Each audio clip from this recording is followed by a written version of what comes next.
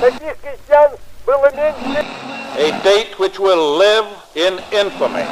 Ao bem-estar dos trabalhadores. Você está ouvindo o História FM.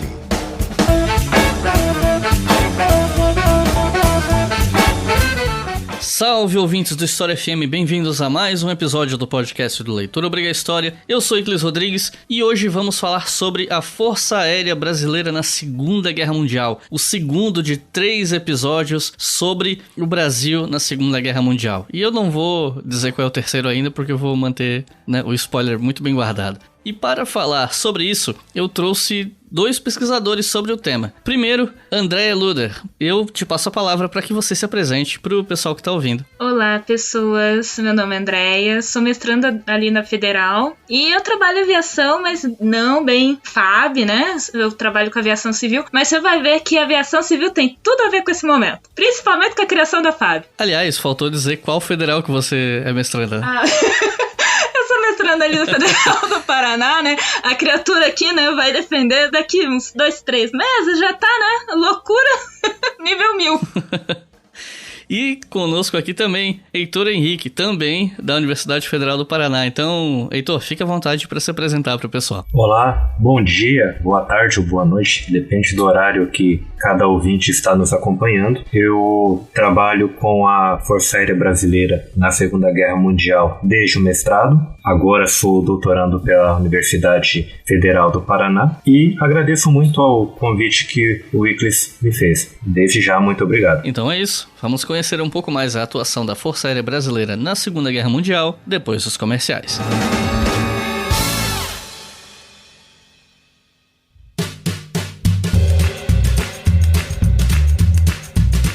E os comerciais de hoje têm anúncio. É sempre que a gente tem anúncio por aqui, mas hoje temos, mais precisamente, um anúncio da editora Contexto, que está divulgando o livro A Nossa Segunda Guerra, Os Brasileiros em Combate 1942-1945, escrito por Ricardo Bonalume Neto. Esse livro foi lançado, se não me falha a memória, originalmente em 1995. Foi uma grande reportagem, 50 anos depois que a guerra acabou, para falar sobre o Brasil na Segunda Guerra de uma forma sucinta, compreensível, com uma linguagem acessível. E de fato, o livro é tudo isso. Obviamente que, sendo um livro de 1995, muitas pesquisas foram feitas de lá pra cá, muita coisa nova surgiu, uma ou outra informação ou opinião do Ricardo pode não necessariamente bater com a opinião de um ou outro especialista, isso é normal quando é um livro tão antigo e se propõe a ser mais simples, digamos assim, mas pra mim ele continua sendo uma narrativa muito fácil e uma excelente porta de entrada pra quem quer estudar o Brasil na Segunda Guerra Mundial. E inclusive, eu já falava disso uns anos atrás lá no canal na Leitor Obriga História, quando esse livro estava esgotado e era muito difícil de achar. E, inclusive, foi por causa de um vídeo que eu fiz, acho que no começo de 2019, não tenho certeza, recomendando alguns livros, onde eu falei desse aqui e falei que eu gostaria que alguma editora brasileira relançasse esse livro, é que a Contexto viu o vídeo, se interessou, foi atrás, conseguiu autorização para publicar, viu a obra, gostaram e hoje tá aí no mercado editorial. Então eu fico feliz que uma produção minha de alguma maneira ajudou a trazer esse livro de volta, que é um livro que eu gosto e, como disse, antes mesmo do relançamento eu já recomendava, então eu não tô recomendando só porque é anúncio. Tem vídeo meu lá no canal para provar isso para vocês. E eu fico muito feliz de que esse livro tá de volta, acessível para todo mundo. Se vocês comprarem esse livro no site da editora Contexto, com o cupom ObrigaHistória30, vocês ganham 30% de desconto na compra desse ou qualquer outro livro até 31 de dezembro de 2021. É um cupom que dura o ano todo e que você pode usar em qualquer compra que você fizer no site da Contexto. Não faz muito tempo que um rapaz veio falar pra mim que não estava conseguindo usar o cupom. Eu não sei se ele digitou errado ou o que, porque foi uma pessoa só, mas se você que está ouvindo tentar usar o cupom e der algum erro, entre em contato direto com a editora Contexto que eles te ajudam a resolver, beleza? Então fica aqui a minha sugestão para a leitura do livro A Nossa Segunda Guerra. E claro que eu não posso deixar de falar sobre a nossa campanha no Apoia-se, que é o que de fato financia esse podcast aqui. Aliás, não só esse, os nossos outros podcasts também, como o Colunas de Hércules e o Estação Brasil. Inclusive, se você não conhece esses podcasts, procura aí na sua plataforma de podcast favorita, que eu tenho certeza que você vai gostar, se você gosta de história feita com profundidade e qualidade. E os nossos novos apoiadores e apoiadoras são Ana Rafaela, Lucas Fernandes, Mauro Molina, Luiz Fernando Silva, Estefânia Darling, Michel Graciano, Otávio Henrique, Luiz Eduardo Petri, Paulo Leão, Gabriel Edé, Jorge Elisa, Juan Ribeiro, Diogo Micaelia, Mariela Rezende, Rafael Aires, Rocine de Araújo, Alex Fabiano, Oswaldo de Moura, Christian Cardoso, Jonathan Silva, Ana Carolina Machado, Kelson Oliveira, Samantha Lugli, Ed Júnior Barbosa, Luciano Bezerra, Arthur Gonçalves, Rodrigo Novaes e Pedro Vilar. Muito obrigado, pessoal, por apoiarem o História FM e os outros podcasts da casa, logicamente. E se você que está ouvindo quer ter o seu nome lido no próximo episódio e quer apoiar esse projeto, acesse apoia.se/obrigahistoria. Assim você financia todos os projetos produzidos pelo Leitura Obriga História. A partir de R$2 você já pode fazer isso, e com R$5 por mês você pode ouvir esses podcasts com antecedência. Esse podcast, por exemplo, os nossos apoiadores já puderam ouvir na sexta-feira passada. Então corre lá e apoia o nosso podcast. Agora chega de papo e vamos pro episódio.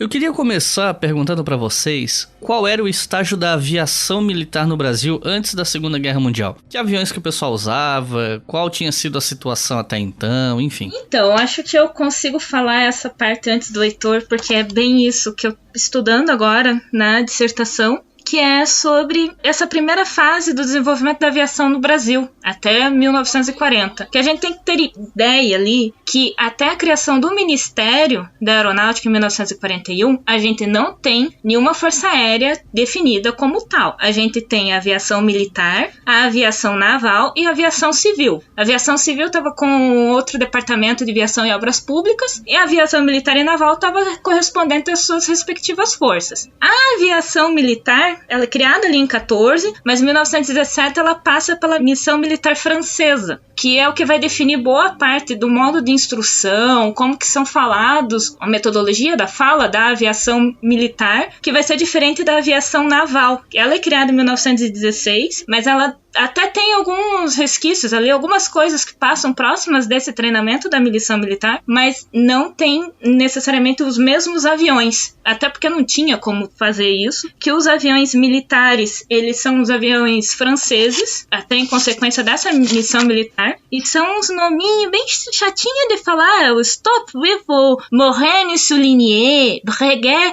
14A2, Spad 7, Newport, aviões bem franceses. Já a aviação naval vai usar hidroavião. Até seria meio irônico eles não usarem hidroaviões, né? Mas são hidroaviões de instrução americanos, italianos, alguns alemães, que são alguns Dorniers, os italianos são os Mach 7 e 9, que são 2 caças, e os americanos são mais que os aviões de instrução, os Curtiss, os primeiros Curtiss, os F-5L, os N-9, que também são tudo avião de instrução, que é os aviões da aviação militar. E por que né, essa missão francesa era para padronizar, começar a organizar é uma questão do exército, que se iniciou essa missão militar, ela começa dentro do exército para padronizar os modos de operação, tem toda uma história que não vou adentrar tanto assim nessa parte dessa missão francesa, mas na aviação eles começam a tentar criar um padrão de operação dentro dos militares ali, né, do exército. E a naval ela fica mais cuidando, sobrevoando, fazendo sobrevoos, cuidando de costa, e algo muito interessante é que é tudo voo visual. Então você não tem voo por instrumento, é tudo visual. É voo que o cara tem que seguir a carta, olhar a bússola, né, a carta aeronáutica, seguir a bússola e também ver os pontos que estão marcados na carta, tipo, olha, uma casa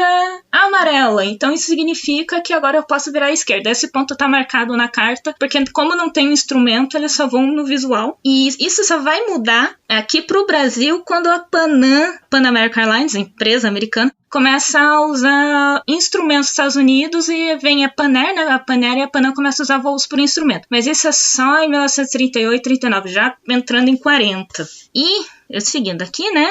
Esses eram os aviões e a atuação principalmente era proteger costa e iniciar, né, o processo do desenvolvimento da aviação militar. No Brasil praticamente não existia, né, a aviação é uma coisa que começa a crescer muito forte aqui a partir da década de 20 e é a partir dos anos 30 que você começa a ter a aviação que vai atuar como correio aéreo. A aviação no Brasil é o que vai fazer o processo de integração nacional. Tanto a aviação militar, principalmente com o CAN, que é a aviação correio aéreo militar, e aos eventos, as companhias aéreas. A gente vai ter a Sindicato Condor, que é a empresa alemã, a gente vai ter a NIRBA, que é a americana, depois se torna a Panera início da década de 30, que é comprada pela Panam. A gente tem a Varig no sul, a VASP em São Paulo, e também vamos ter a Air France, que era a antiga Lacotair, que vira Air France, e que ela começa a fazer esses voos, além de levar passageiros, né, um pequeno início de transporte aéreo, mas também faz bastante transporte de correio aéreo. Então, a década de 20, 30 é o primeiro início de integração nacional e é tudo feito via aérea. E esses voos eram praticamente costa a costa, né? Você vai voar costa a costa, você vai seguir o litoral e vai fazer voo de cabotagem. Você também vai seguir rio adentro. Você não tem muitos voos, considerar de certo modo como a gente vê hoje, que é o voo terrestre, de pista, de pouso. Você vai ter a pista, mas é terra batida. Os pousos são só diurnos, mau tempo você não voa. Noturno, então, você também não voa. Não tem a mínima possibilidade de voo noturno nessa época. Então, o que a gente pode dizer é a aviação brasileira. Antes da Segunda Guerra,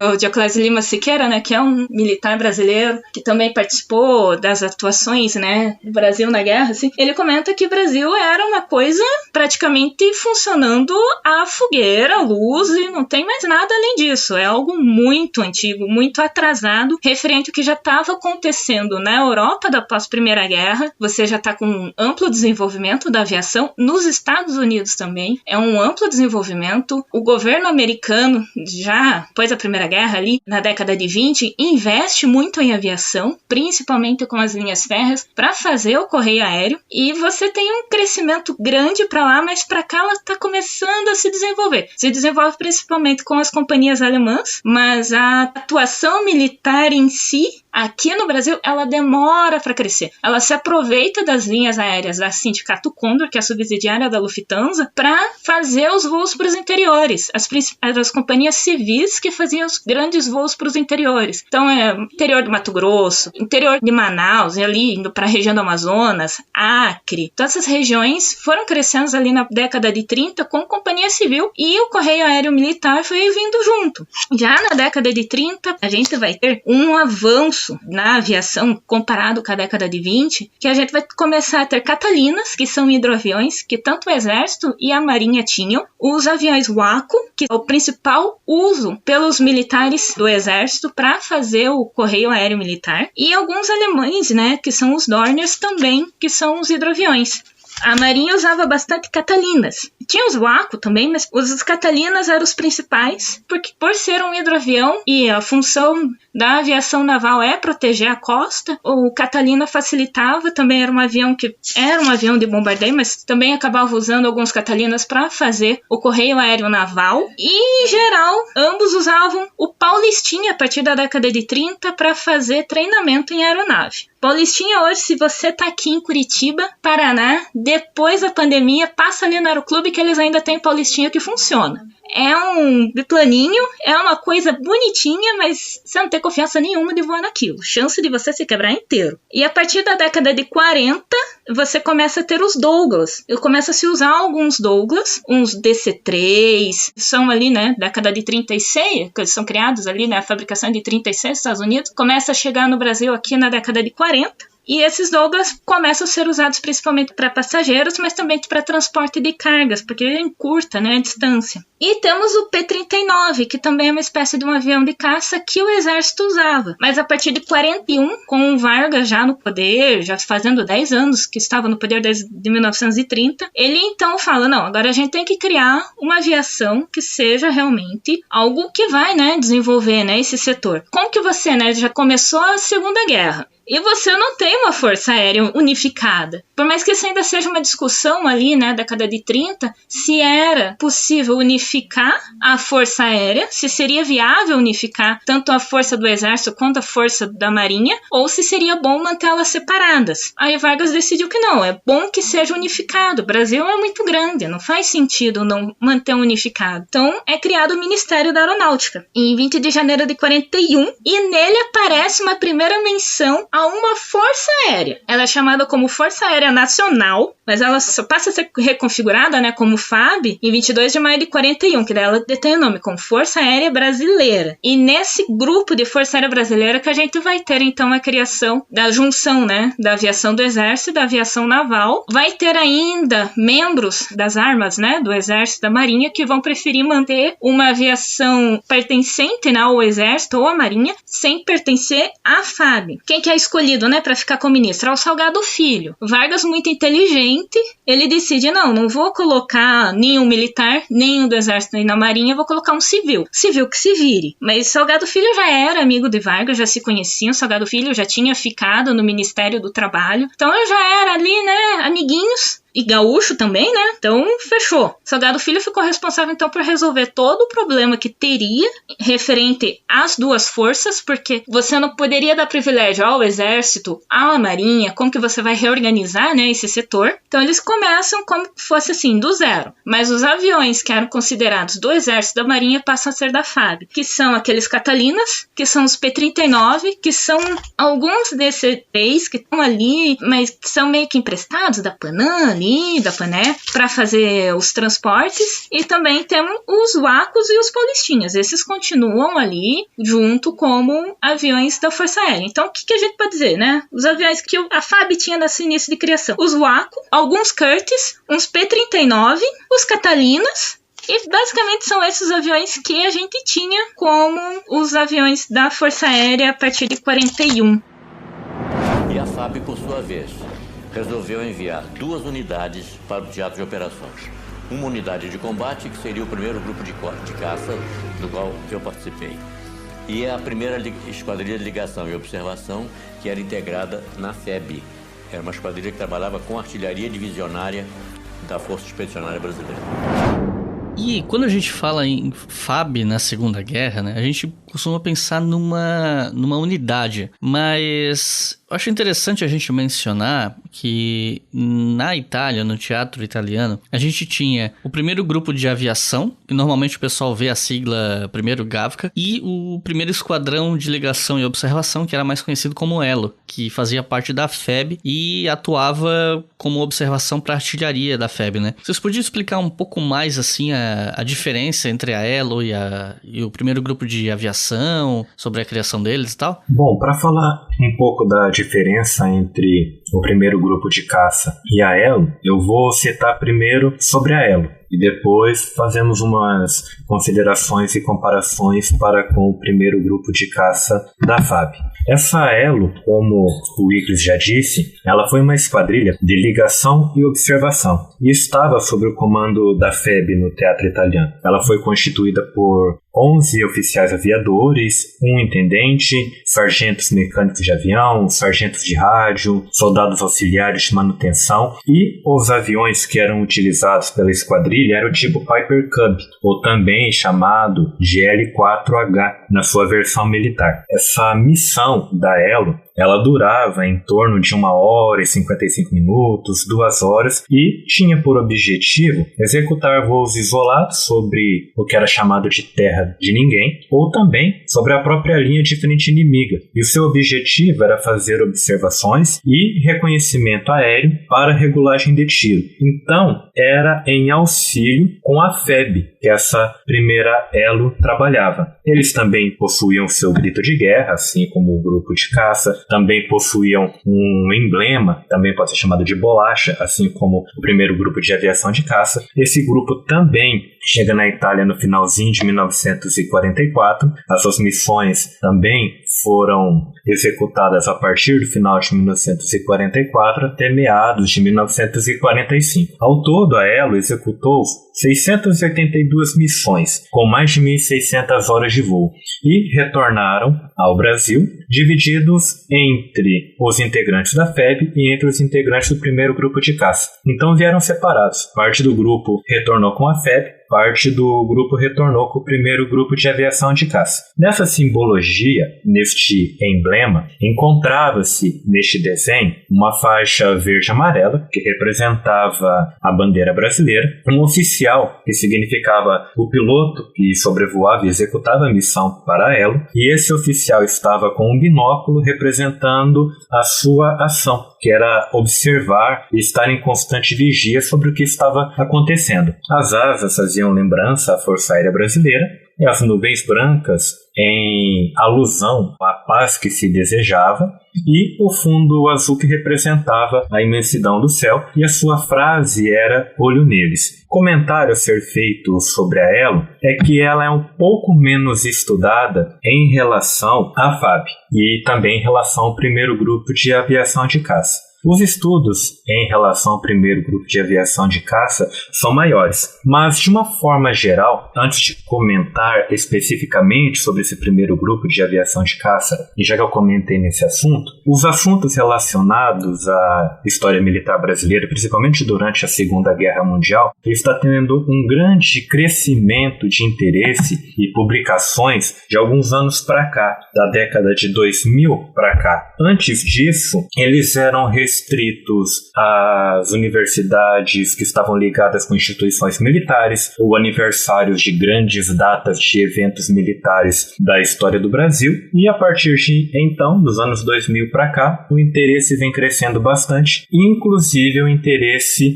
em relação à FAB. Eu trabalho mais com essa parte militar, a Andrea tem a sua contribuição com a parte militar, mas ela tem uma pesquisa que aborda melhor a parte da aviação civil do que é que eu tenho trabalhado, mas essas duas pesquisas são algumas das que ajudam a completar este quadro que vem crescendo bastante nos últimos anos. Em relação à FAB, a missão que a FAB tinha durante a guerra, a FAB eu digo o primeiro grupo de aviação de caça, vou ser mais específico. A missão que esse primeiro grupo de aviação de caça possuía era bastante diferente da missão da Elo. A missão da Elo, o próprio nome já deixa bastante explicativo, que era de observação, enquanto a missão do grupo de caça era bastante diferente, já tinha o seu foco militar, já tinha o seu foco de ataque, já tinha os seus alvos e os seus inimigos bem estabelecidos, já tinha um teor de batalha bem diferente, um perigo bem mais presente. E a sua bolacha também era algo à parte e bastante interessante, que trazia um avestruz no seu desenho. No desenho, o avestruz significa a dieta diferente pela qual os pilotos brasileiros haviam de passar. Um fundo vermelho que representava o sangue dos pilotos que foram abatidos e de todos os soldados que haviam morrido durante esta guerra, bem como um escudo com azul e com as estrelas que significavam o Cruzeiro do Sul brasileiro, que representava o céu brasileiro, e esse escudo também representava a grande capacidade e força que tinha o avião que os brasileiros utilizaram durante as missões na Itália, que era o P-47 Thunderbolt. De momento, e até então, eu fui mais incisivo nas questões da Elo, mais específico, e sobre as questões do primeiro grupo de aviação de caça, ainda começamos a tatear algumas observações e alguns conhecimentos sobre o grupo, e ao decorrer das próximas perguntas nós vamos nos aprofundando e eu vou citando de maneira mais específicas algumas das questões que possam vir a surgir. Assim, só cortando um pouquinho, eu quero trazer uma curiosidade de avião. Que assim, quando a gente pensa, tipo, o primeiro GAVAC, né, o primeiro grupo de caça, porra, eles usavam o P-47, o Thunderbolt, um avião de caça lindíssimo. Amo aquele avião de paixão. O que Elo usava? Eles usavam o avião da Piper, um H4. Ele era um monomotor asa alta, tipo, ele era aberto. Ele não tinha capota fechada, ele era aberto. Os caras não tinham armas ali, tipo, não tinha metralhadora, não tinha nada. Era só um avião de observação. é muita loucura pra uns caras que, em teoria, eles têm que ir pra área inimiga, fazer observação e voltar com um avião que não é tão potente. Assim, ele só tinha 65 cavalos de potência. Ele era assim, ele voava, sim, bem, com uma velocidade de 139 km. O que é 139 km? Perto de um avião de caça, tipo, é nada. E eles em território inimigo fazendo observação. O pessoal da Elo é muito herói, por estar voando um avião aberto, num frio dos infernos, e tava ali, fazendo o que eles tinham que fazer. E o que eles sofreram no pós, quando eles voltaram, não faz o mínimo sentido do que aconteceu com eles, porque eles foram muito heróis. Do mesmo nível que o pessoal do Gavak, do jeito que eles pilotaram, estão pilotando padrão nível Primeira Guerra aqui, tudo aberto, sem arma ali, pra fazer observação e voltar e falar. É muita loucura. Assim, eu acho sensacional essa parte da Elo. Agora, desculpa cortando, pode voltar. E só para completar essa informação que você falou sobre eles terem sido heróis, e toda a experiência que eles tiveram não foi muito bem valorizada, porque a Elo ela foi dissolvida por um simples boletim, e isso antes mesmo dos integrantes estarem retornando ao Brasil. Então essa grande diferença de atuação é significativa. O que foi colocado no pós-guerra para a Elo também é significativa e triste, e de fato algumas pesquisas sobre a Elo ainda aparecem, mas em número muito pequeno. Então é uma unidade aí que fica uma dica, fica aí um conselho, que é muito necessário que o estudo sobre a Elo ainda possa crescer, ainda possa avançar, para que podemos saber mais o que aconteceu com eles. E como é que foi a parte de bastidores de criação do primeiro grupo de caça, pensando aqui na relação entre Brasil e Estados Unidos, né? Porque os aviões que o Brasil usava eram, em geral, aviões dos Estados Unidos, e isso, logicamente, não era dado de graça, né, para os brasileiros. Então, como é que foi essa formação de um grupo de caça moderno, apto para lutar no teatro italiano? Pensando aqui na relação Brasil e Estados Unidos mesmo, né? Essa parte Brasil e Estados Unidos, ela começa já a ser construída aqui, né, pessoal do solo, mas já com... Eu vou trazer um pouquinho da minha pesquisa, porque, assim, é algo incrível como os Estados Unidos já estava preocupado com a questão nordestina, antes mesmo de Vargas pensar em mandar alguém para a Itália. Os Estados Unidos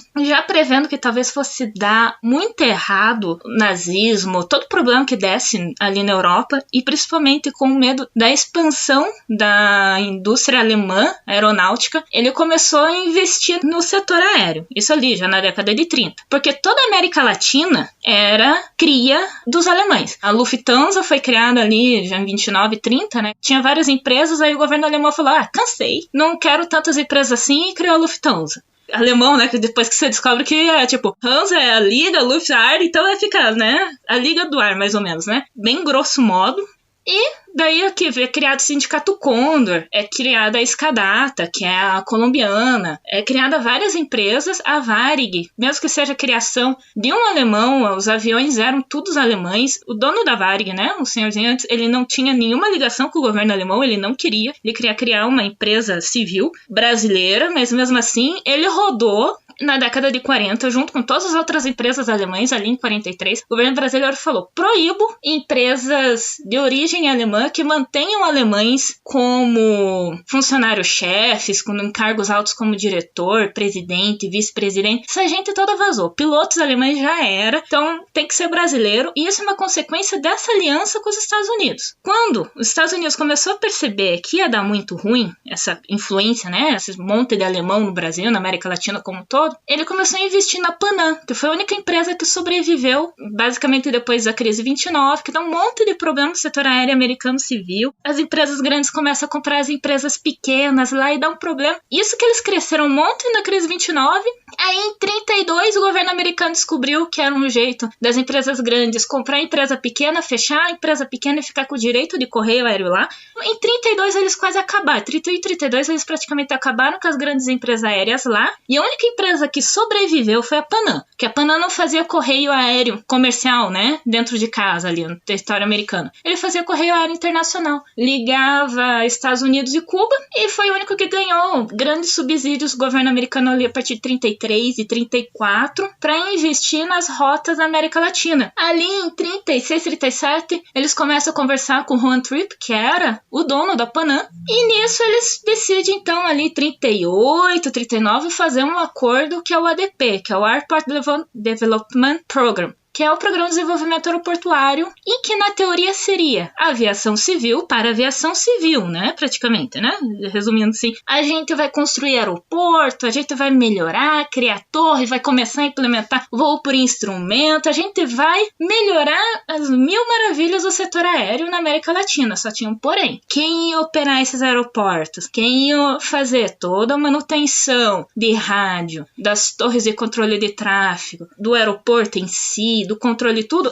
era os Estados Unidos, eram os militares. Então, tipo, eles começaram a treinar, pegar militares para operar esses aeroportos. E no Brasil foi a questão nordestina, o saliente nordestino era um problema. Eles utilizam a Panair, a Panam, com a sua subsidiária, que era a Panair, eles começam, então, a melhorar os aeroportos ali da região. Isso só é resolvido em 41 com Salgado Filho. Salgado Filho que permite que a Panair e a Panam comecem a melhorar os aeroportos sobre a bandeira do ADP. E vai nessas melhorias até que quando Vargas decide, não, realmente vou me alinhar com os Estados Unidos. Depois o fundamento dos submarinos, das crises que vai tendo, né? Porque quando Vargas compra as armas alemãs, começa em 39 as negociações, 40, e tem uma remessa de armas que não chega, fica presa no bloqueio naval inglês. Vargas, então, ele começa, né, aquela dualidade do Vargas, né, todo lado do americano, todo lado do alemão, é um problema que os americanos não gostam, eles tentam resolver isso de diversos modos. E um jeito de tentar controlar, né, o que vai estar acontecendo, né, essa política do Vargas, eles usam a Panam e a Panair para dar uma monitorada no espaço aéreo, para ver, né, os aviões alemães, para ver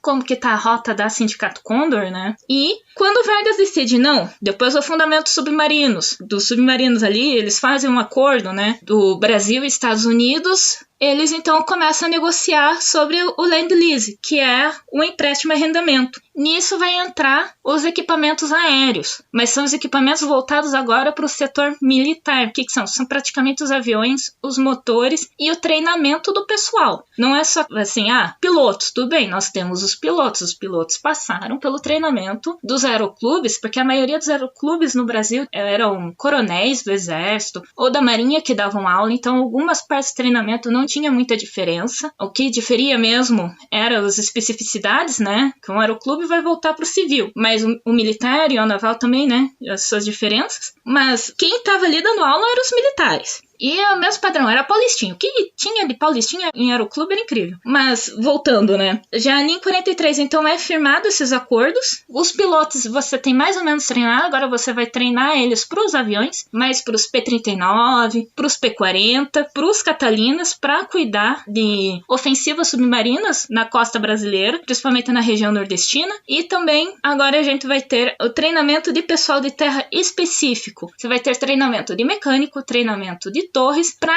tirar aquele pessoal da Panam que já estava atuando nos aeroportos do Nordeste. Você vai começar então a treinar brasileiro para ficar como operador de tráfego aéreo. E isso tudo tá dentro dessa política ali, né, do empréstimo, do arrendamento. Mas, assim, a gente vai treinar porque vocês vão receber o equipamento, vocês precisam de gente para treinar. Mas seria muito bom que depois da guerra vocês pagassem pelo que vocês usam, até porque não faz sentido você devolver esse equipamento que vocês vão usar e vão continuar usando, porque a aviação, até para esse setor militar ali nesse momento, está se começando a se organizar, o espaço aéreo vai começar a se organizar a partir de 44, 45, e os equipamentos que os Estados Unidos estão entregando, como as torres de rádios, vão ser importantes para depois da guerra, até para a aviação militar. Então, eles começam a organizar todo um setor para eles de mercado. Esse momento, né, eles ficaram juntos, né, essa relação foi muito muito boa para os dois? Foi. Para o Brasil foi bom. O Brasil,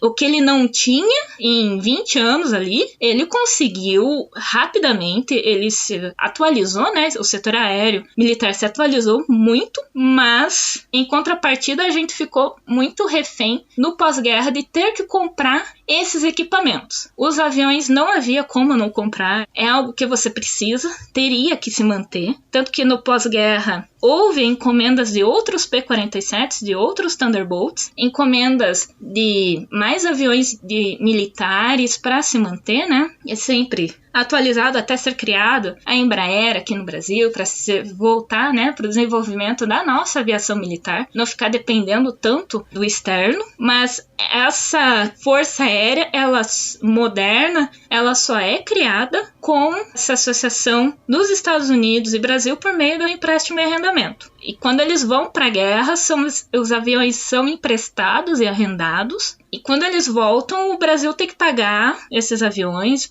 Os Pipers da Elo, coitados, pagou, mas perto do valor de um P-47 é quase indiferente, é minúsculo o preço do aviãozinho da Piper. Então, o grupo, ele foi criado com treinamento americano, se ignora todo o treinamento francês. Partes do treinamento francês é aproveitado, né, dessa origem militar francesa, né, treinamento de aviação militar, mas praticamente todo ele se torna americano. Basicamente, o que eu vou dizer assim é, o Brasil, entre 43 e 44, ele sofre uma incrível americanização. Não é nem uma padronização, é uma americanização mesmo desse setor.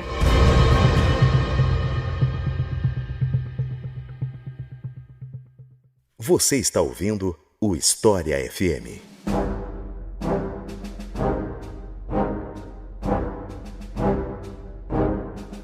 Houve recrutamento para formar o grupo de caça ou todos os pilotos eram voluntários? Eu pergunto isso porque para a formação da FEB teve, logicamente, gente que se voluntariou, mas muita gente foi convocada, foi obrigada a ir para a guerra. Como é que foi isso para a formação do primeiro grupo de caça? Eram todos voluntários ou teve recrutamento também? Olha, para a formação do primeiro grupo de aviação de caça, houve as duas formas de se chamar o pessoal que ia trabalhar. Houve o recrutamento e também houve de forma voluntária. A formação deste primeiro grupo de aviação de caça brasileiro, ele teve início com um recrutamento voluntário. Nessa primeira parte, buscava-se então escolher entre os indivíduos que haviam se inscrito para essa atividade, indivíduos que já tivessem uma determinada experiência de voo e também um certo conhecimento da mecânica desses aviões que se utilizariam. Até porque a ação que eles iriam desempenhar, as atividades que eles iriam desempenhar, exigiam uma certa qualificação. E esses primeiros voluntários tinham essas qualificações. Eles tinham essa experiência por já terem trabalhado no Correio Aéreo Nacional ou por também já terem trabalhado nas antigas aviações, que era a aviação militar do Exército, também a aviação militar da Marinha. Então, houve esses primeiros que se voluntariaram e também houve um recrutamento. E para a formação deste grupo, a gente deve levar em consideração que 48 pilotos participaram da atuação brasileira na Itália, no teatro de guerra, e também houve todo um pessoal de terra, que eram os controladores de rádio, os que ajudavam a consertar qualquer problema mecânico que esses aviões poderiam desenvolver, e eram aproximadamente 450 pessoas. E para essas 450 pessoas que não eram pilotos, mas eles também precisariam ter ali uma formação específica para poder lidar com as possíveis avarias que esses aviões pudessem ter. Em um primeiro momento, foi realizado na inspeção de qualificação para a formação deste grupo a busca de algumas qualidades ou de alguns critérios que eles tivessem a seguir. E desses critérios, tinha também critérios de algumas doenças que eles poderiam ter. Então, os principais casos diagnosticados dentro desse grupo foi de daltonismo e falta de dentes. Isso que pode parecer impressionante, mesmo para a formação de uma unidade que se pretendia escolher pessoas pessoas de uma qualificação superior. Mesmo em pessoas com essa qualificação, os problemas dentários foram encontrados. E mesmo assim, o alto rigor dessa primeira inspeção não foi deixada de lado. Então muitos tiveram que fazer tratamentos dentários para que depois pudessem vir a compor esta unidade que formaria este primeiro grupo de aviação de caça. Sendo assim, foi uma seleção rigorosa, porque este pessoal, como eu já comentei anteriormente, ele teria de enfrentar tarefas complexas com esses aviões, que tinham alta velocidade, que ia alcançar muita altura, que ia ter muita aceleração, então buscava-se um pessoal qualificado tanto em questões de saúde como em questões de instrução. E muitos deles tinham, devido às experiências a quais eles já haviam passado. E também pela formação. Era necessário que eles tivessem uma qualificação educacional diferenciada para as atividades que eles desempenharam. E eles vinham, provavelmente os pilotos, a maioria deles, vinham de famílias já abastadas. Um exemplo, o Rui Moreira Lima, que escreveu Sentapua,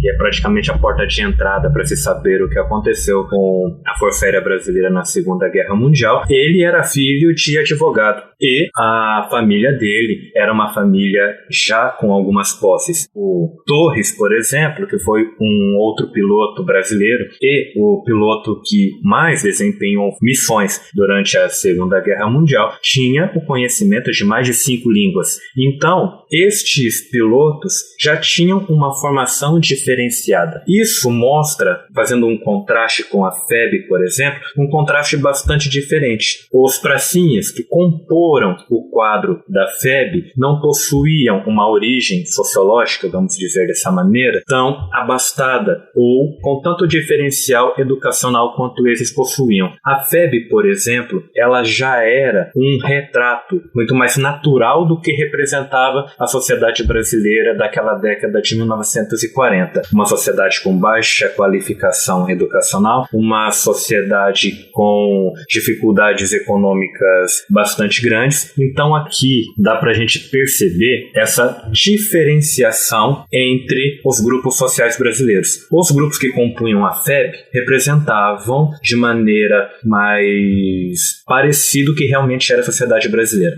Já o grupo que representou e que foi recrutado para o primeiro grupo de aviação de caça já era um grupo mais diferenciado, com uma qualificação educacional maior, até pelo fato das missões e das tarefas que eles teriam de responder e de desempenhar durante a guerra. Isso mostra uma dificuldade pela qual o grupo passou durante a guerra, que foi o recompletamento. Muitos brasileiros, quando já alcançavam um determinado número de missões, não retornavam para casa, como acontecia com os pilotos dos Estados Unidos, por exemplo. Após 35 missões voadas, o piloto americano retornava para casa e era substituído. No caso brasileiro, isso não aconteceu, pelo fato de não ter piloto para recompletar. Sendo assim, estes pilotos permaneceram voando um número muito maior de missões, quase 3 vezes maior do que isso. E quando tinha a infelicidade de um destes pilotos serem abatidos ou serem afastados do seu exercício de guerra, eram os demais que tinham que dividir entre eles essas missões que esse piloto não poderia desempenhar. Então, essa foi uma grande dificuldade pela qual o grupo brasileiro passou, este recompletamento. Mas assim,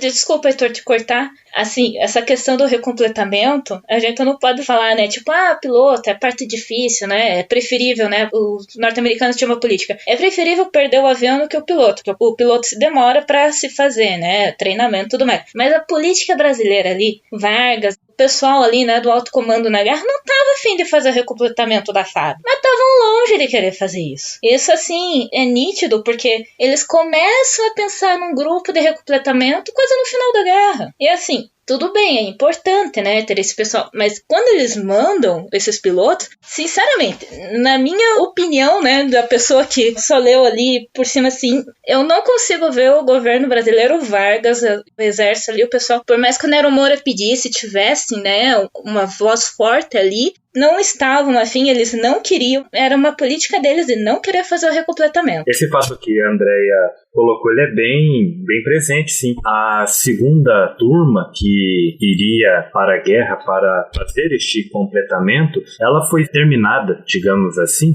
muito tempo depois da guerra ter terminado. Então já não estava mais em condições desses novos pilotos que estavam sendo trabalhados estarem presentes. E, só completando a fala anterior, esses brasileiros que permaneceram por um tempo a mais ali, eles acabaram voando por mais tempo e com isso adquirindo uma grande experiência nas missões que eles executariam. E também faz muito sentido o que a Andrea comentou sobre é preferível perder um avião do que perder um piloto. Segundo o Paul Kennedy, no livro da Ascensão e Queda das Grandes Potências, ele traz para nós um dado que os Estados Unidos, no ano de 1944, produziam um avião a cada 5 minutos. Então, era uma produção colossal e era preferível, realmente, diante desses dados, você ter pilotos para poderem pilotar esses aviões, que os aviões poderiam, sim, ser substituídos. Não, só uma coisinha ali, né? O Heitor, ele falou sobre o Lima, o Torres, né? A maioria, todos esses pilotos, não é para dizer quase todos, com exceção de um, eram de origem militar. Eles vieram da escola militar, da aviação do exército, praticamente ali todos vieram da aviação do exército. O único piloto do primeiro grupo de origem civil foi o Fernando Pereio Mocelin. Ele teve a base de treinamento dele em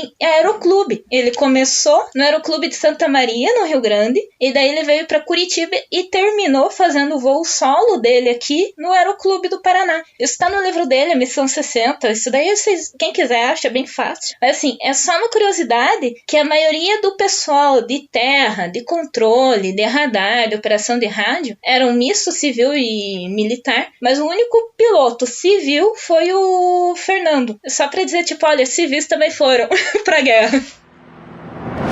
As missões eram normalmente de bombardeio picado. Bombardeio picado é uma operação em que o avião mergulha sobre o objetivo determinado até uma certa altura e dali ele lança as bombas sobre aquele objetivo. E como é que foi o treinamento desses pilotos? Porque, embora alguns deles tivessem experiência aqui no Brasil, eles teriam treinado também na Flórida, onde os pilotos brasileiros treinavam com o Curtiss P-40. Depois eles treinaram no Panamá, inclusive, se eu não me engano, um dos pilotos faleceu nesse treinamento no Panamá por um acidente. E depois em Nova York, onde eles voaram pela primeira vez com o Republic P-47 Thunderbolt, que era um avião bem robusto, né? O Moreira Lima, por exemplo, fala que ele tinha lá um probleminha que quando ele estava em velocidade máxima ele podia soltar óleo no para-brisa, entre aspas, mas ele era um avião bem robusto, ele chegava a quase 700 km por hora, subia até 4.570 metros, isso em até 5 minutos e 36 segundos, podendo ir até 12.800 metros, tinha autonomia de 2.776 km de voo e por aí vai, né? Era um avião bem robusto, mas levou um tempo até os brasileiros começarem a voar com ele nos treinamentos em Nova York. E aí, como é que foi esse processo de treinamento nos Estados Unidos? Vocês teriam alguma coisa a falar a respeito? Esse treinamento, ele teve diferentes fases. Ele começa, como você mesmo citou, nos Estados Unidos, porque o primeiro treinamento aconteceu realmente no Curtiss P-40, e não era possível que esse treinamento tivesse sido feito no Campo dos Afonso, no Rio de Janeiro. Então, ele foi realizado nos Estados Unidos. Mas, antes desse treinamento, que de fato a maior parte, na verdade, nem aconteceu nos Estados Unidos, aconteceu no Panamá. Foi um primeiro grupo, o Rui Moreira Lima chamou de homens-chaves principais, foram primeiramente aos Estados Unidos. E nessa primeira parte desse treinamento nos Estados Unidos, e eles se juntaram com a parte maior deste grupo em uma segunda fase que aconteceu no Panamá. Esta segunda fase que aconteceu no Panamá foi quando ocorreu também este acidente onde um dos integrantes faleceu. Foi a primeira perda do grupo de aviação de caça foi durante este treinamento no Panamá, e depois de encerrado esta segunda parte do treinamento, eles foram, em uma terceira parte, novamente aos Estados Unidos, onde todo o grupo treinou junto. Neste treinamento, eles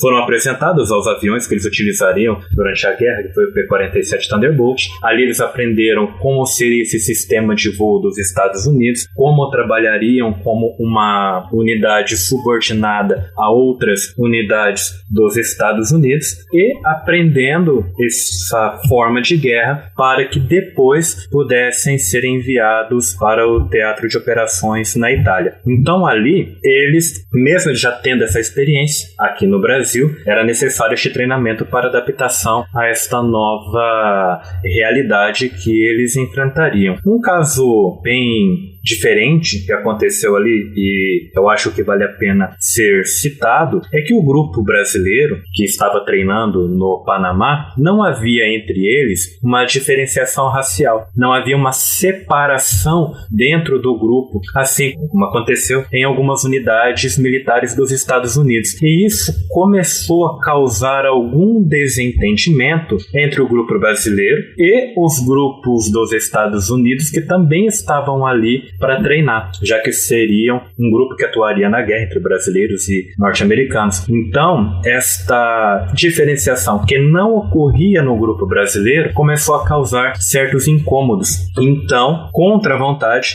Nero Moura, que era o comandante do grupo brasileiro, solicitou que estes representantes brasileiros, os negros brasileiros, fossem enviados de volta para o Brasil, e que este seria um novo critério de avaliação para os próximos recrutamentos, e que negros não mais fariam parte do grupo aéreo brasileiro que iria para a Segunda Guerra. Aqui a gente vê também mais uma grande diferenciação entre a FAB e a FEB, que na FEB a gente não viu e não houve esse tipo de diferenciação, assim como houve na FAB. Este treinamento, ele começa com um grupo todo, começa em início de 1944. Este treinamento dura aproximadamente um semestre, e após o fim deste treinamento, esse grupo brasileiro vai ser enviado à Europa para a batalha junto com grupos dos Estados Unidos. Eles são enviados no navio SP Colombi, e, retornando a uma pergunta que a gente viu lá no primeiro bloco, é ali que surge o emblema do primeiro grupo de aviação de caça. Esse primeiro grupo de aviação,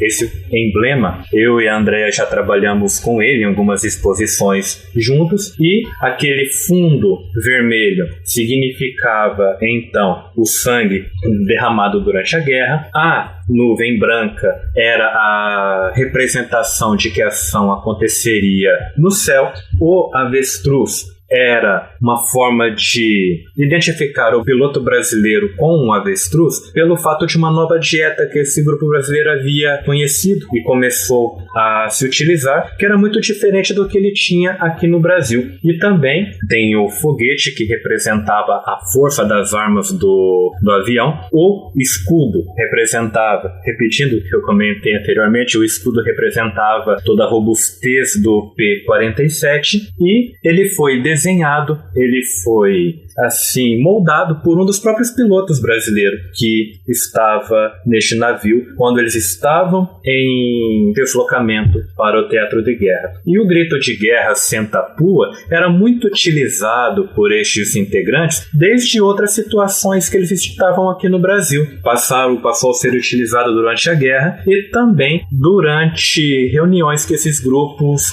e que esses pilotos fizeram no pós-guerra. E o próprio Senta Pua se tornou o título do livro de memória do Rui Moreira Lima, que é aí o primeiro contato que a maioria das pessoas tem com este grupo durante a guerra. Só para falar um pouquinho do avestruz ali que o Heitor comentou, é que ele é uma espécie de uma zoeira amigável, porque assim, o avestruz foi baseado num dos colegas ali, do pessoal ali do primeiro grupo, que era o Limatão, um dos pilotos, e ele tinha um nariz muito pra frente, era magro, alto, um narigão assim bem grande. Aí, o Fortunato, ele achou que fosse uma boa fazer, né, baseado no limatão. Aí, o avestruz, que é representado do primeiro grupo, é o limatão. Só pra dizer assim, tipo, é uma zoeira relativamente amigável ter a sua fisionomia transformada num avestruz que representou esse primeiro grupo. Só pra dizer que zoeira never ends entre eles ali. Sim. E deixa eu sair um pouco desse treinamento e a ida para a Itália. Eu queria retroceder um pouquinho para falar sobre a defesa da costa brasileira por pilotos brasileiros aqui, que defendiam a costa de embarcações, mas principalmente submarinos alemães. E aí eu queria que vocês explicassem um pouco para o pessoal que está ouvindo, que é leigo no assunto. Afinal de contas, como é que você enfrenta um submarino com um avião? Como é que era esse enfrentamento na costa brasileira com os pilotos que ficaram aqui defendendo a costa? O que se usa, né? Que era o que eles usavam para fazer o voo de patrulhamento de costa, era os Catalinas americanos. E ele é um avião de bombardeio. Como que você sabe que tem um submarino? Assim, completamente, eu vou aqui falar a sinceridade, eu descobri, assim, por mais que a gente estude muito e veja, mas foi no podcast do Jovem Nerd com o Figueiredo, Felipe Figueiredo, do Tucano, falando sobre os submarinos e tal, e eles explicaram como que funcionava e tal, nem lembro qual que é o episódio, mas assim, o submarino, 1h30, ele teria que submergir, né, pra fazer a troca de ar. E, então ele não ficava sempre submerso, ele ficava ali navegando, ele só submergia para realizar os ataques. Então os aviões que estavam fazendo o patrulhamento da costa, eles tinham que ficar atentos a qualquer sombra estranha que estivesse no mar. Se não é uma baleia, é um submarino. E como geralmente esses submarinos estavam relativamente longe da costa, então eles não estavam submergidos, eles estavam com a parte de cima para fora da água, então eles sabiam onde estava o submarino. Foi num desses que o Torres, antes de ir se voluntariar, né, antes de ser criado voluntariado para o Gavac, ele era piloto de um dos Catalinas que atingiu um dos submarinos alemães que estavam na costa brasileira. Então, eles, no Overnight Tapachula, que são as histórias do Torres, ele conta como que foi a localização, o 199, né, o 199 contando como que foi a localização. Acharam o submarino, foi um outro avião que achou o submarino, aí eles mandaram por rádio, achamos o submarino, eles mandaram o Catalina, que é um avião de bombardeio. O Catalina foi, e antes deles perderem o submarino, né, eles bombardearam, atingindo o submarino, então eles conseguiram salvar a tripulação do submarino, que ficou presa aqui no Brasil, e esse foi o primeiro afundamento que conta pro Torres como a missão mais incrível para ele, o afundamento desse submarino alemão. Mas eles ficavam sempre cuidando dessas grandes manchas que apareciam no mar, principalmente, né? Porque o que o submarino alemão estava fazendo na costa brasileira? Ele estava cuidando dos navios americanos que partiam do saliente nordestino, ali da região nordestina, em direção à ponta da África. E o que é bem interessante nessa rota, que essa rota ali até 1941 era a rota da Lufthansa. A Lufthansa tinha um voo atlântico, que é incrível, né? Como que um avião dessa época faz um voo atlântico, né? Mas eles tinham um voo atlântico que saía de Berlim. Berlim, ele fazia alguns pequenos pousos ali na Europa. Na Europa, saindo ali da França, ele ia Paris-Dakar. Dakar, meio do Oceano Atlântico, onde tinha um navio de catapulta, né? Ele pegava o avião, tirava do mar com uma grua, colocava em cima do navio, que é como se fosse um pequeno porta-aviões, mas só para o avião conseguir ter uma pista de rolagem para conseguir um pouquinho de velocidade e já decolar, e vinha para o Brasil. Então, além dessa rota, né, que a Lufthansa acabou deixando de utilizar já ali em 42 ali, já não conseguia mais utilizar essa rota, os submarinos passaram então a fazer essa rota para cuidar dos navios americanos que saíam da América do Sul, ali do Nordeste brasileiro, para a África com suprimentos para as tropas. A função desses submarinos era afundar qualquer navio americano ou qualquer outro navio que fosse de envio de suprimento. Então, a questão era tentar afundar ou evitar que houvesse um ataque a esses navios. Então, era um patrulhamento e defesa de costa, para se evitar também o ataque a navios que estivessem ancorados nos portos. As estatísticas comprovam. A porcentagem de perdas em ataques a objetivos no solo é muito maior do que nas missões de escolta ou interceptação. No combate aéreo, luta-se contra um inimigo em igualdade de condições. No ataque ao solo, o avião está vulnerável, em linha reta de bombardeio, restando ao piloto aguardar o momento certo de soltar suas bombas e recuperar a altitude, escapando como pode da artilharia antiaérea. Na Itália, a atuação da FAB começou em outubro de 1944, né? A atuação da FAB que eu digo o primeiro grupo de caça, né? E uma coisa que muita gente pode não saber é que na aviação, um piloto ele só pode ser classificado como um AIS se ele abater 5 aeronaves inimigas, e nenhum dos pilotos brasileiros se tornou um AIS porque os brasileiros não foram pra lá enfrentar aviões, né? Eu, honestamente, nem sei se tinha algum piloto brasileiro que enfrentou algum avião da Luftwaffe. Eu acho que se tivesse sido o caso, essa história seria mais conhecida, mas enfim. Quando os brasileiros chegaram na Itália, o que sobrava da aviação alemã estava focada em defender outras frentes, porque o teatro italiano era mais fácil de defender com poucos recursos. Então os alemães ficavam normalmente posicionados em cima de montes, em lugares altos, especialmente ali na linha gótica, e fica mais fácil de defender, né? Na prática, a função da Wehrmacht na Itália era segurar o avanço aliado, e os aviões alemães eram mais urgentes para lutar contra os soviéticos no leste, ou com os demais aliados no oeste. Então eu queria perguntar para vocês, o que exatamente os pilotos do primeiro grupo de caça faziam na Itália? Bem lembrado que você comentou que, no caso, quando os brasileiros e os pilotos brasileiros estiveram na Itália, não havia mais uma ação aérea por parte do eixo naquela região. Já haviam sido direcionados para outras frentes de batalhas com maior visibilidade e com maior impacto. No caso, o primeiro grupo de aviação de caça, ele, na Itália, ele foi utilizado como unidade de caça-bombardeiro. Então, neste caso, era bombardeiro sobre objetos táticos, como pontes ou estradas de ferro, estradas de rodagem, trechos ou instalações em campos de aviação, posição de artilharia, de campanha ou antiaérea de todos os calibres. Então, também edifícios que podiam abrigar tropas inimigas ou concentração de material, de tropa, depósito de munições, ou seja, eles se tornaram caças-bombardeiros. Neste caso, os locais que poderiam ser bombardeados por estes pilotos brasileiros eram os mais diferentes possíveis, como já foi citado. E as missões que esses brasileiros desempenharam consistiam nisso: algum local que deveria ser bombardeado, porque este local era de grande importância para o esforço do eixo, para o esforço inimigo. Sendo assim, poderia causar um dano a este esforço ao inviabilizar aquele local. E mesmo assim, em todas as missões, após os ataques que já eram pré-definidos, os pilotos voariam baixo, buscando metralhar qualquer outro veículo ou qualquer outro alvo que estivesse em circulação e que poderia ser de ajuda para o esforço inimigo. Sendo assim, era um ataque bastante forte. O P-47 tinha um grande poder de artilharia, possuía 8 metralhadoras de meia polegada, eles poderiam causar com isso grandes incêndios e explosões, e em algumas ocasiões, alguns depósitos de munição foram explodidos e as explosões poderiam ser vistas de longe porque alcançavam uma grande altitude. Para esse bombardeio de mergulho era utilizado bombas de 250 kg e cada avião conseguia conduzir 2 sob as asas deles. Sendo assim, era esta a missão que esses pilotos brasileiros desenvolveram durante a sua passagem pela Itália. E alguns pilotos, eles acabaram se destacando e seus nomes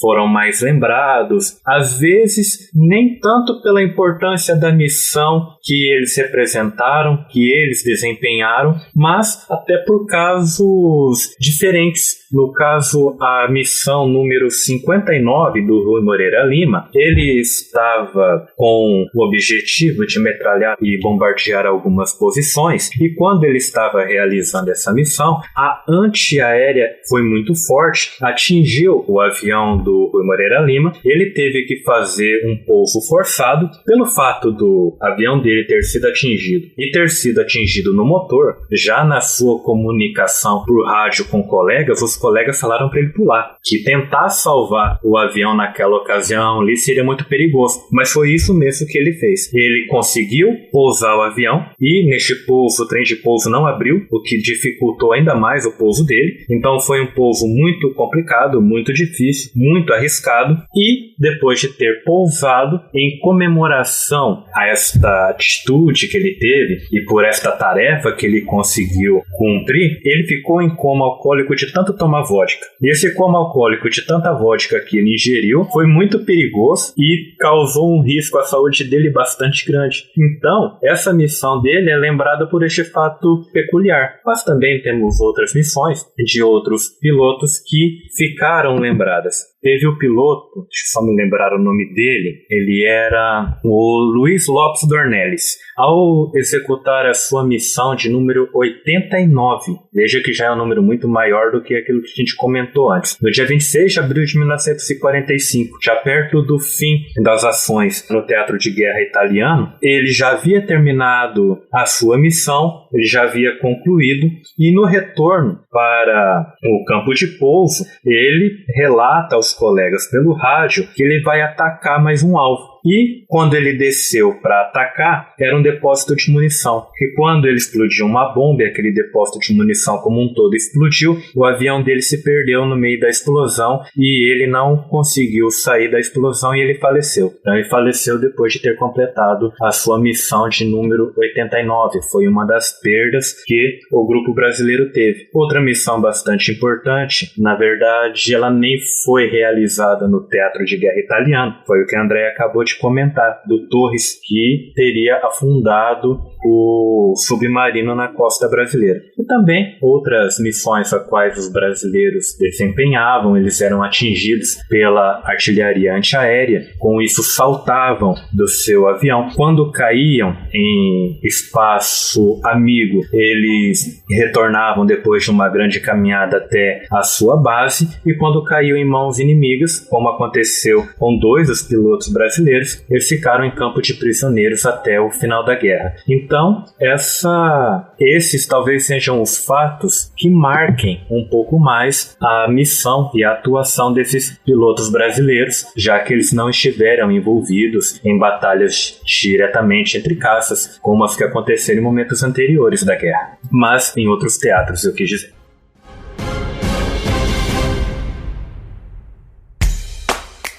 O Leitura Obriga História é um selo de produção de podcasts de história e humanidades. E a nossa campanha no Apoia-se financia esse e todos os outros podcasts. Então acesse apoia.se/obrigahistoria e colabore para manter esse projeto educacional gratuito no ar.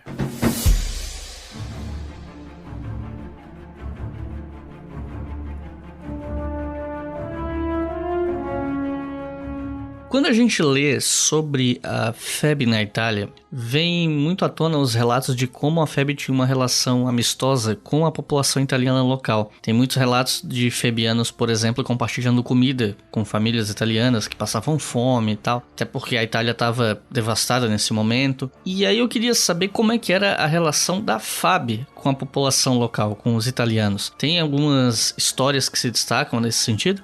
Bom, nessa questão, o Brasil, quando chegou à Itália, ele chegou e ficou acampado na região de Tarquínia, mais ao sul. Quando os aliados foram avançando em direção ao norte, naturalmente os brasileiros também mudaram seu acampamento e passaram a ficar estabelecidos na cidade de Pisa. Ali, o seu contato com a sociedade local foi muito maior do que no acampamento anterior. Ali em Pisa nem podemos falar que eles ficaram acampados, eles estavam hospedados. Eles ficavam em situações bem superiores em relação às que eles ficaram em Tarquínia. E o contato com a população maior, com a população local, sim, foi muito maior naquela ocasião. Havia, sim, a doação de comida, de alguns chocolates para crianças ou de parte de suas rações. Os brasileiros, ao final de um dia de missões, visitavam os bares locais e com isso tinham contato com as pessoas que ali trabalhavam, que ali frequentavam também. Era um ambiente de guerra, era um ambiente que estava já estressado por tudo que estava acontecendo. Os brasileiros eram cordiais e abertos a estes contatos,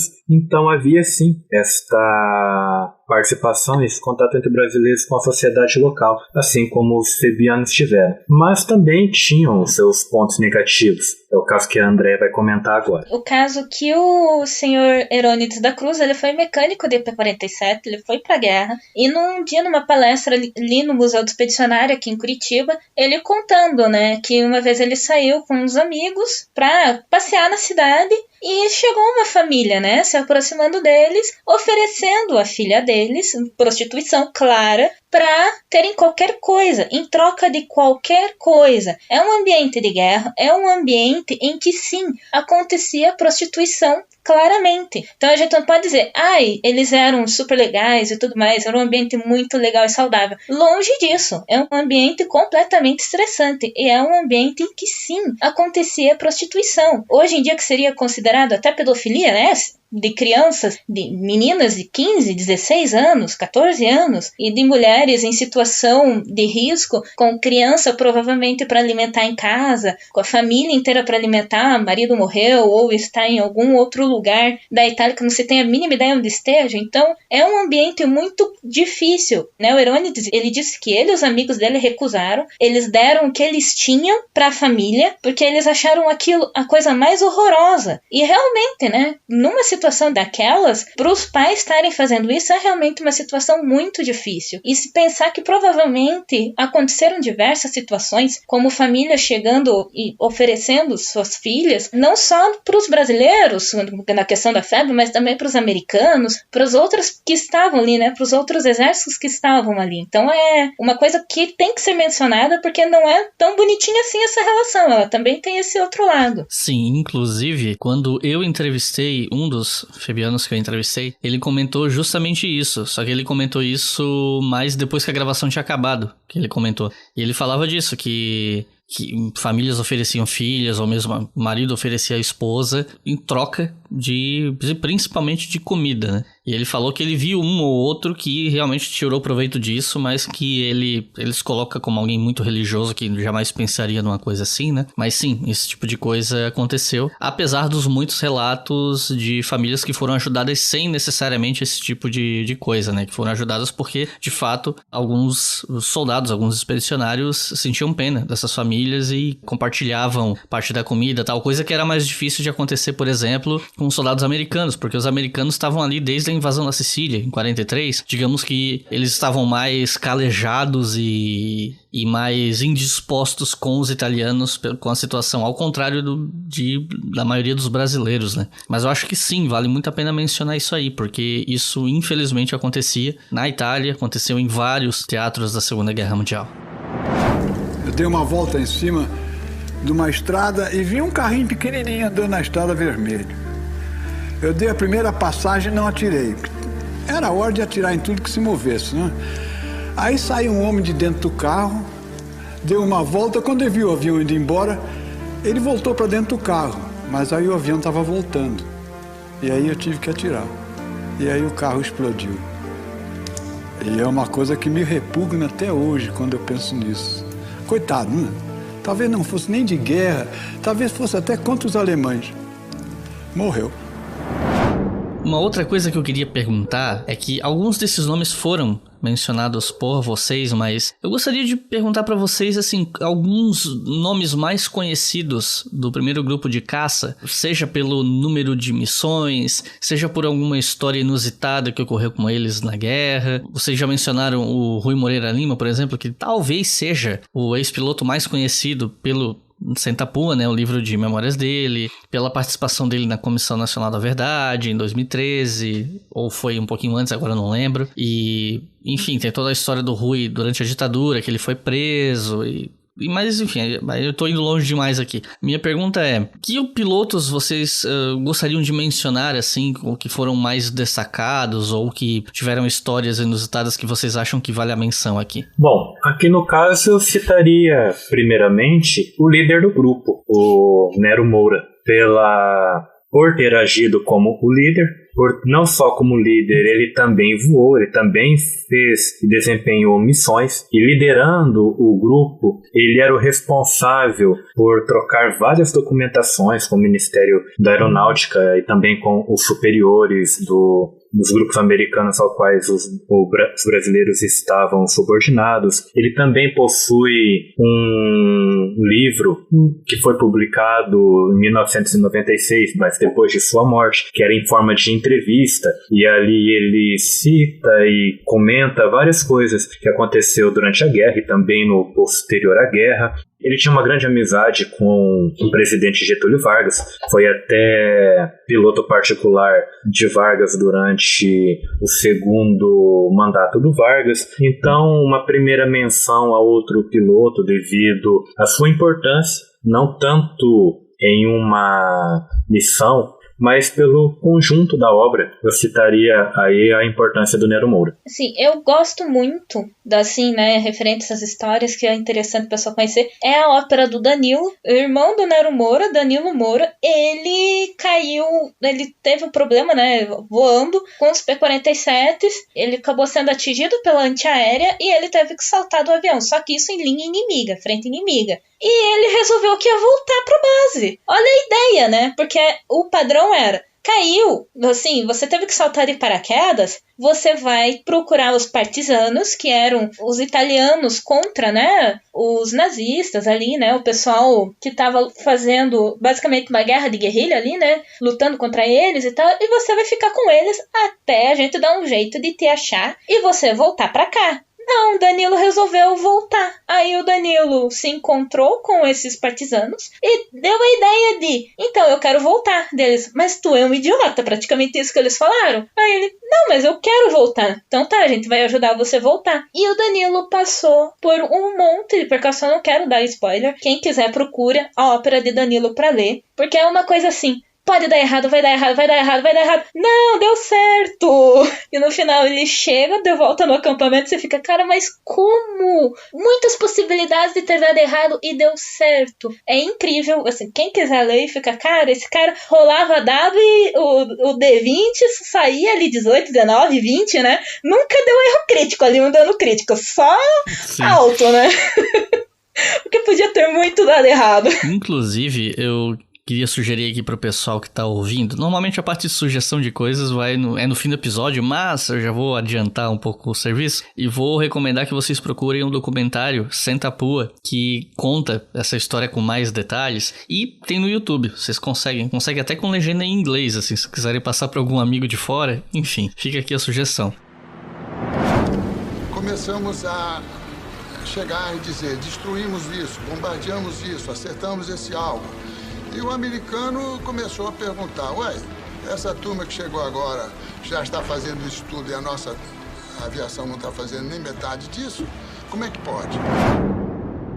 E continuando, eu queria perguntar o seguinte: que eu li a respeito do assunto, e vocês já falaram um pouco disso quando vocês falaram sobre a questão do recompletamento, é que os pilotos brasileiros faziam muitas missões porque o grupo era pequeno, foi perdendo gente e não tinha pilotos de reposição, E a atuação dos pilotos da FAB, pelo que eu sei, até que foi bastante elogiada, assim, Eles, por exemplo, entre os dias 6 e 29 de abril de 45, o primeiro grupo de aviação teria destruído 36% dos depósitos de combustível da Wehrmacht, 85% dos depósitos de munição, isso pensando em todo o 30º, 50º grupo de combate, do qual o primeiro grupo de caça fazia parte, Mas enfim, tô dando uns dados avulsos aqui, mas a minha pergunta é: o que se fala da atuação do primeiro grupo de caça? Tanto pensando em termos de Brasil, o que se falava aqui na época, como também a impressão, não sei se vocês tiveram contato com isso ou não, mas a impressão que os americanos tiveram da atuação da FAB, no caso do primeiro grupo de caça, que estava subordinado a eles, Levando em consideração o que os próprios ex-pilotos falavam, e logicamente que a tendência é de quem estava presente na guerra de glorificar a sua participação, e foi isso que eles fizeram, mas a gente também deve levar em consideração por todo o estresse que a guerra pode causar no psicológico da pessoa e aquela lembrança que ela traz também no pós-guerra. Mas o Rui Moreira Lima, após ter consultado uma documentação de um grupo estratégico, e desse grupo estratégico, do Daily Report também dos Estados Unidos, ele chega à conclusão nesses números que você já havia comentado, dos 15% de veículos destruídos, 28% de pontes destruídas, 36% de depósitos de combustíveis danificados, 85% de depósitos de munições danificadas. Isso dentro de um período de tempo relativamente curto, que foi entre o dia 6 a 29 de abril de 1945. Vale lembrar aqui que esse período era chamado de Ofensiva da Primavera, que foi quando os aliados, em direção ao norte, partiram para um ataque final contra as forças do eixo que ali ainda estavam presentes. No seu livro, o Rui Moreira Lima, no livro Sentapua, ele comenta que o Brasil foi indicado, o Brasil, no caso, o primeiro grupo de aviação de caça, foi indicado pelo coronel Ariel Nielsen, que era o comandante da USAF,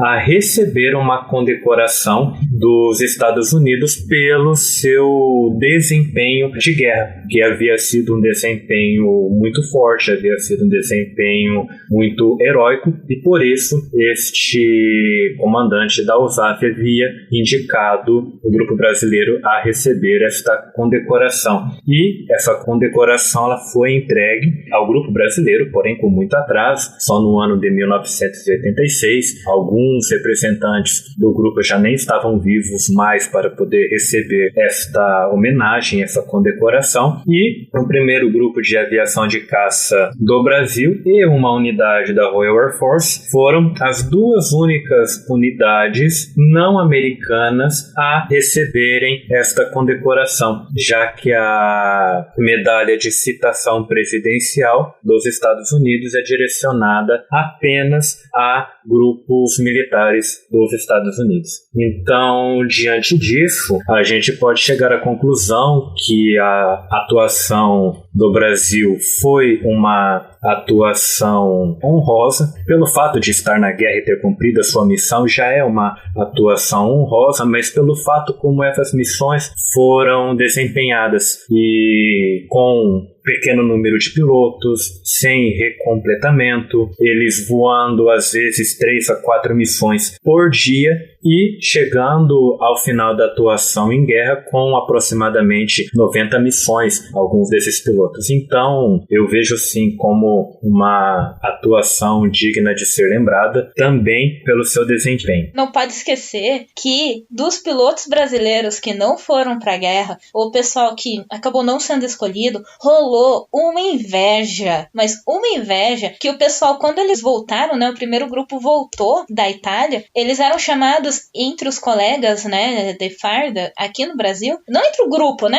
entre os outros, né, chamados como o primeiro grupo de caça-níqueis. Imagina a inveja desse pessoal para tentar diminuir o que eles fizeram. Eles falaram que eles não foram para a Itália para lutar, eles foram para a Itália para passear. E assim, eles, na visão dos americanos, claramente, eles foram os heróis, mas o pessoal brasileiro aqui, com uma inveja, uma dor de cotovelo, chamava eles de primeiro grupo de caça-níqueis. Então eles sofreram na volta uma inveja. Foi algo muito ruim para eles nisso. Isso acaba desgastando um pouco a relação deles, do primeiro grupo, com os colegas deles que ficaram aqui no Brasil.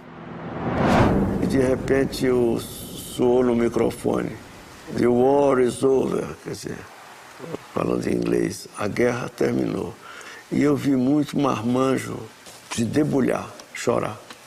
Era o fim da guerra, era o fim de uma matança cruel, injusta como o diabo.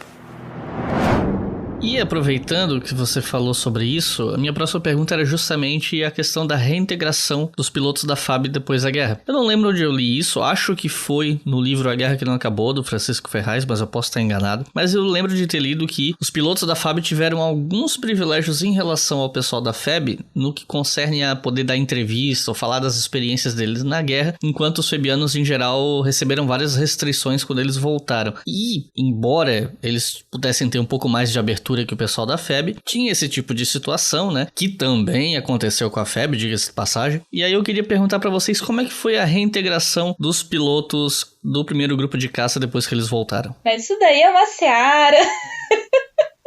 Que assim, é uma coisa bem complicada, porque, como você disse, bem diferente da FEB, os pilotos, eles voltaram, né, pro continuar com instrução de voo, pilotando. Eles começaram, então, a dar aulas de caça, depois de 47, só que teve um pequeno probleminha. Eles voltaram da Itália, ganharam as medalhas, tipo, os pilotos e tal, e de primeiro grupo de caça, eles viraram 9º grupo de caça. Tipo, what? Como assim? Tipo, 9º grupo de caça. Eles foram o primeiro grupo de caça. E isso é um problema que eles ficam lutando para tentar terem de volta o título de primeiro grupo de caça. Tanto que o Rui Moreira Lima conta essa história, que o Pamplona, que foi um dos pilotos, ele foi preso pelo ministro da Aeronáutica em 25 de outubro de 48. Tipo, eles voltaram em 45 e desde 45 eles passaram a ser chamados de 9º grupo de aviação de caça. E em 48 Pamplona ficou preso por 20 dias porque ele protestou contra a mudança do nome de primeiro grupo para o 9º grupo. E a tradição? Como assim, né? Tipo, a verdadeira designação do pós-guerra foi considerada uma injustiça muito grande para eles, porque foi um modo de tirar esse brilho deles, toda essa história deles na guerra, de passar deles de primeiro para o 9º grupo de aviação de caça. E também teve a questão que alguns pilotos, que nem o Torres, eles eram podados dentro ali da aeronáutica, eles passavam um estresse muito grande em relação a isso. Então o Torres, ele saiu da aeronáutica e foi fazer uma companhia privada dele, fazendo voos pequenos, né, para os particulares. O Mocelin, ele foi atuar em outra área, ele deixou de pilotar, ele pilotava somente como recreativo, até porque ele era civil, né, ele não era militar. Foram poucos os pilotos militares ali que permaneceram dando aula, alguns acabaram morrendo em instrução de voos com seus P-47s, e também tinha essa questão do, você pode falar como foi a atuação do primeiro grupo na Itália, só que você não pode contar tudo, tá? Você vai contar a parte bonita. O que não é bonito, você não conta. Então, essa reintegração, essa parte que eles são autorizados a falar alguma coisa, ela é bem específica e bem podadinha. O Rui Moreira Lima fala isso,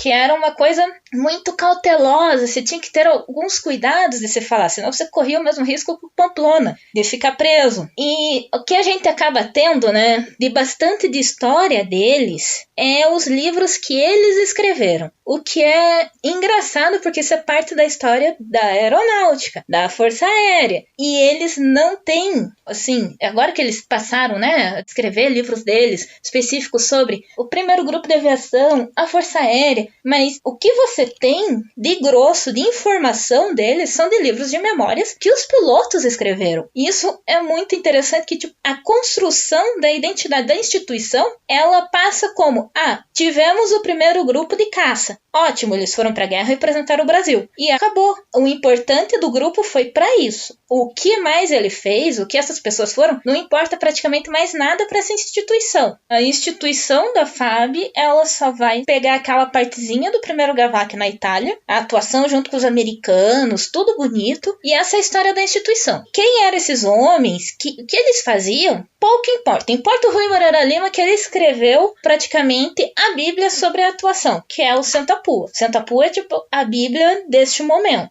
Para você falar disso, da participação brasileira do GAVAC, você tem que falar do Santa Pua. Os outros livros são memórias, que nem essa história que eu falei, né, do avestruz. É uma historinha do Fortunato. Essa é uma historinha que conta como o vovô virou avestruz. É o Fortunato contando para os netos a atuação dele na Itália. Todos os outros livros são livros de memórias. E a gente não tem um livro, alguma coisa que saia da instituição em prol para contar sobre eles. Agora que a FAB começou, né, a buscar isso, a querer fazer alguma coisa referente a eles, a esses pilotos, a buscar essa memória. O exército, ele se mantém isento. Ele até pode falar que houve uma participação ali do primeiro grupo durante a guerra, mas eles não puxam para eles. Eles falam que isso daí é balaio do Ministério, da época do Ministério da Aeronáutica, a Aeronáutica que se resolva com isso. Por mais que tenha algumas atuações em conjuntos, eles não vão falar, não é do interesse deles. A Aeronáutica começou a buscar, mas o foco deles é sempre os ministros, a atuação dos ministros, a parte mais política, né? Mas eu fico, mas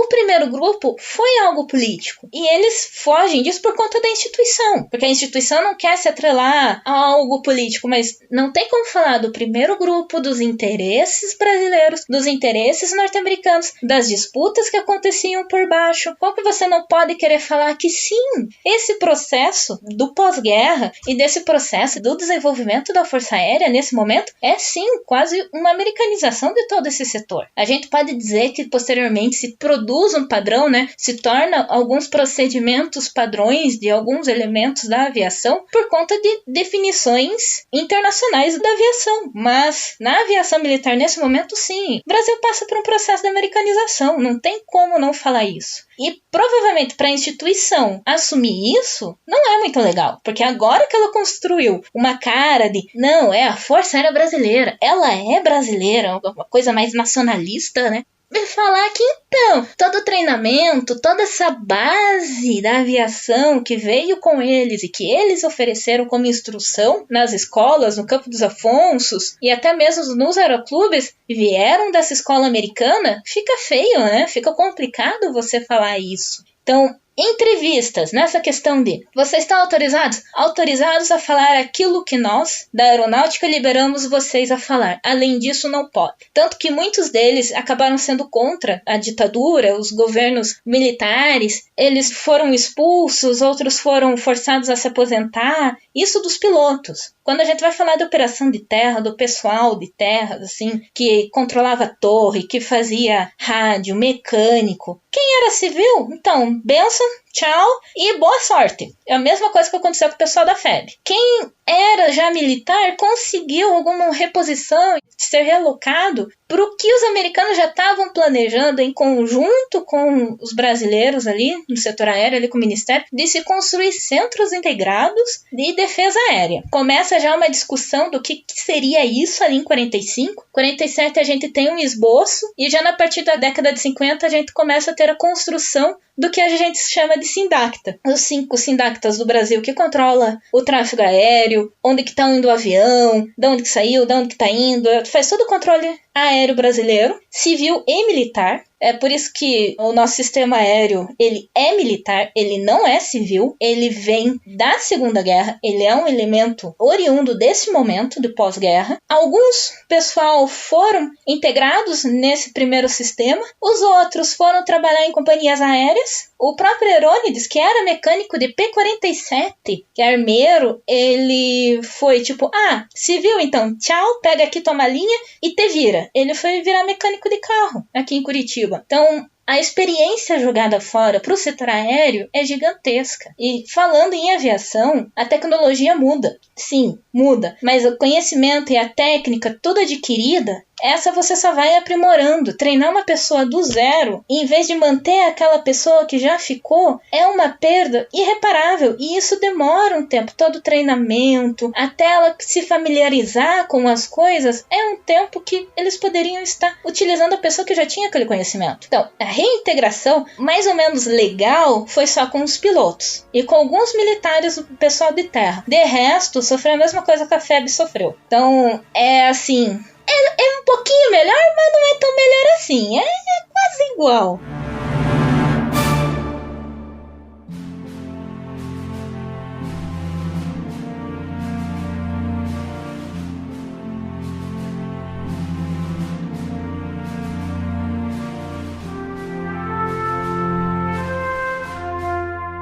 Recomendações de leituras para quem ouviu o episódio, se interessou pelo tema e quer ir atrás de mais informação. O que é que vocês recomendam para quem está começando em termos de leitura? A primeira recomendação que eu faria seria o próprio Sentapua, do Rui Moreira Lima. Ali, este livro de memória trabalha bastante o que ele passou desde o seu treinamento até a sua batalha na guerra, e também um pouco do que aconteceu depois. Então é um livro que conta bastante história sobre o que isso aconteceu, mas devemos tomar cuidado que é um livro de memória, tem muito a visão pessoal do autor, então ali vai ter alguns desses possíveis vícios que a gente pode ser encontrado. Não é um livro que tem esse rigor acadêmico. Por outro lado, um livro de bastante rigor acadêmico, bastante considerável, do meu ponto de vista, seria Aliança Brasil-Estados Unidos, Nova História do Brasil na Segunda Guerra Mundial, do Denis Fonte Oliveira. Ele trabalha com o Brasil na Segunda Guerra Mundial desde muito tempo, trabalha sobre a FEB, e este livro ele traz já um debate historiográfico das relações Brasil-Estados Unidos e a participação do Brasil na guerra, traz todo esse debate historiográfico, faz uma introdução e mostra como que essas atitudes políticas que levaram o Brasil à guerra, que financiaram os militares brasileiros, que financiaram parte dos armamentos que vieram para o Brasil, tanto da FEB, ele cita também a FAB. Então é um livro bastante completo para entender de uma maneira mais aprofundada todo este assunto. Então aí eu deixo duas indicações, uma de leitura mais tranquila, de visão memorialística, e outra com uma visão bem aprofundada e com bastante rigor acadêmico, que é o livro do Denis Fonte Oliveira. E eu assino e super concordo com os livros que o Heitor falou, assim, o Sentapu e o livro do Denison são extremamente importantes para se entender esse contexto, mas agora, puxando um pouquinho sardinha pro meu lado,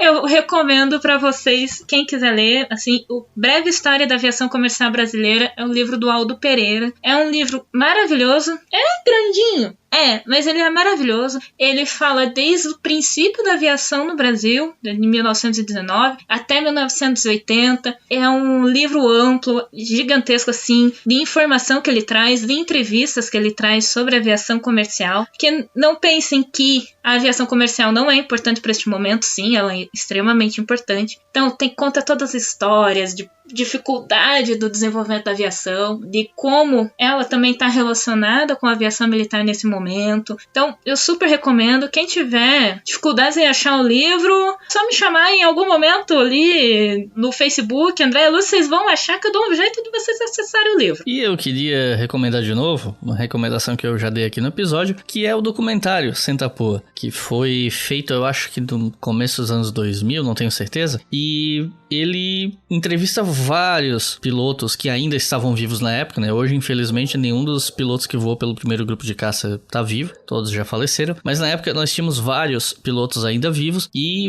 o documentário tem uma narrativa bem engajante, as histórias são muito bacanas, ele conta cronologicamente essa história do primeiro grupo de caça na Itália, então eu recomendo, tem no YouTube para vocês assistirem gratuitamente, e tem legenda até em inglês também, né? Se vocês quiserem passar para algum amigo gringo, então fica aí a recomendação para vocês. Pessoal, vocês querem fazer alguma consideração final?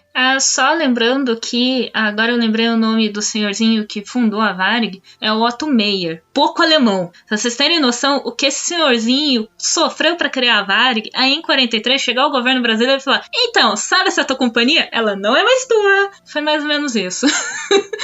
Passou para um outro associado dele que não tinha sobrenome alemão, mas ele foi destituído da presidência de tudo. Criador da Varig, coitado.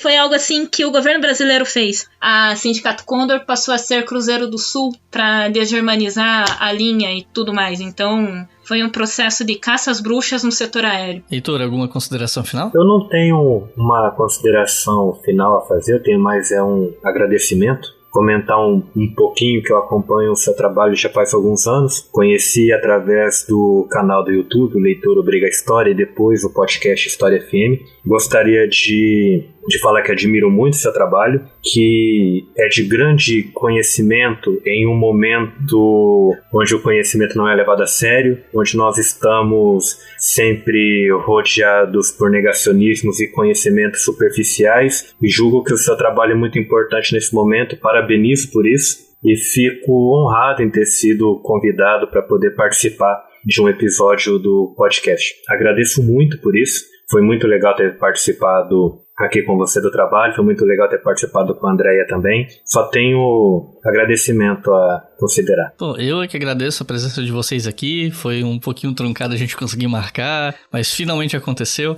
E muito obrigado também a todos vocês que estão ouvindo, que ouviram até o final, espero que vocês tenham gostado. Gostaria de lembrar vocês que o História FM é financiado pela nossa campanha no Apoia-se. Com R$2 por mês vocês colaboram com todos os podcasts produzidos pelo Leitor Obriga a História, e com R$5 por mês vocês podem ouvir o História FM e outros podcasts da casa com antecedência. Então é isso, muito obrigado e até a próxima.